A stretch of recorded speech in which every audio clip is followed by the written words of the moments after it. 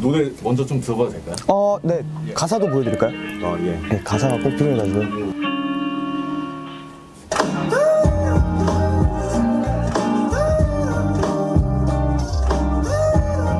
좋은데?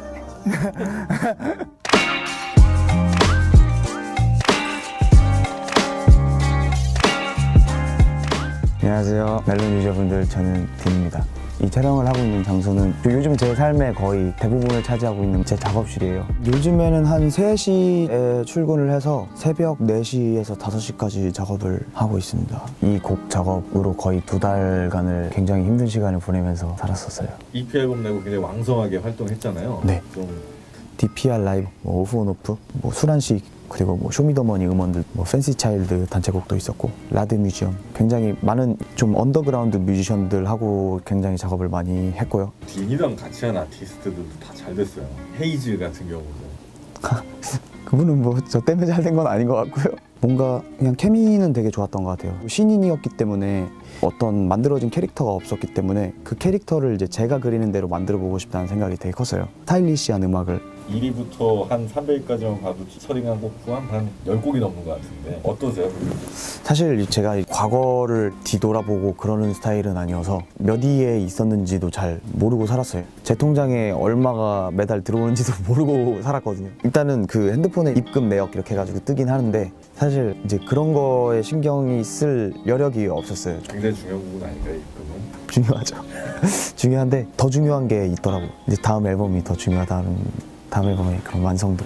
근데 하프문이 역주행했을 때 데뷔 EP 앨범이 굉장히 성공하고 네. 본인의 삶이 어떻게 바뀌었나요? 제 삶이 정말 많이 바뀌었죠.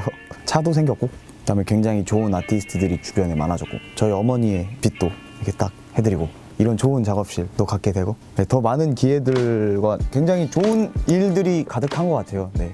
인스타그램이라는 곡, 어떻게 이런 곡을? 저 같은 앨범을 만들고 싶었거든요. 20대를 살아가고 30대를 살아가는 사람들이 크게 다를 게 없다고 생각을 했기 때문에 저에 대해서 진솔하게 말하면 누군가 공감을 할 수 있겠다. 저에 대해서 굉장히 객관적인 시선으로 제가 뭘 하는지에 대해서 관찰을 했거든요. 근데 인스타그램을 굉장히 시도 때도 없이 하더라고요. 근데 뭐 딱히 뭔가를 하지도 않는데 그냥 인스타그램 습관적으로 그런 사소한 행동에서 인스타그램이라는 곡을 만들어 볼까? 근데 제가 인스타그램을 하면 굉장히 우울해지더라고요. 제가 선망하고 제가 좋아하고 멋있어 하는 사람들을 팔로우하게 돼 있잖아요. 그런 사람들에 비해서 제가 한없이 작은 사람 같고 부족한 사람인 것 같고, 또 이쁜 사람도 얼마나 많고 잘생긴 사람도 많고 멋있는 사람 얼마나 많아요. 계속 저를 비교하게 되고, 어디 놀러 가고 막 친구들, 나는 작업하고 있는데 나 이렇게 힘든데, 그러니까 뭔가 이렇게 수많은 사람들이 있는데 저 혼자 동떨어진 섬 같더라고요. 그게 굉장히 너무 힘들었어요. 그래서 그런 곡을 한번 만들어보자. 분명히 이런 생각을 하는 사람들이 많을 것 같아서 그런 상대적 박탈감, 도심 속의 로빈슨 크루소 같은 그런 곡을 만들어보고 싶었어요. 지코랑 친하잖아요. 네. 그들 인스타를 봤을 거예요. 아니요, 안 봐요. 아니요, 사실 잘 봐요. 그냥 뭐하고 사나. 근데 뭐 별게 없어요. 그냥 걔네 사진 올리고 그냥 이렇게 이쁘게 찍잖아요 막. 근데 저는 이제 걔랑 친구니까 약간 좀 그렇죠. 지코가 셀카를 찍을 때 짓는 표정이 있는데 약간 이렇게 약간 입을 꾹 다문 그 표정이 너무 귀여워요. 제가 봤을 때 약간 오그라드는데 귀여워요. 지우고 싶은 사진. 지우고 싶은 사진은 다 지웠어요. 왜 지웠어요? 잘생긴 척 하는 것 같아가지고. 저는 잘생긴 척 하는 걸 되게 싫어해가지고 잘생긴 척 하는 것 같은데? 라는 느낌이 들면 지운 것 같아요. 잘생긴 척 하는데 왜 싫은가요? 뮤지션의 인스타그램인데 약간 외모적인 것들이 넘쳐나게 되면 조금 약간 자존심이 상한다고 해야 되나요? 그 노래 가사에 보니까 단발이 참 예쁜 건 딘의 전 여친? 그런 것 같은데요. 그런 인스타그램의 이 주제를 생각하면서 이게 많은 사람들한테 이 주제에 대해서 얘기를 나눴었어요. 근데 결국에 종착지는 전 남친 혹은 전 여친이더라고요. 그렇기 때문에 굉장히 우울하게 끝나는 드라마인 거거든요, 이게. 그래서 저는 이 곡의 핵심은 전 여친과 전 남친의 인스타를 들어가는 걸로 끝내야 된다, 무조건. 네, 그렇기 때문에 그 부분을 마지막에 넣게 됐고요.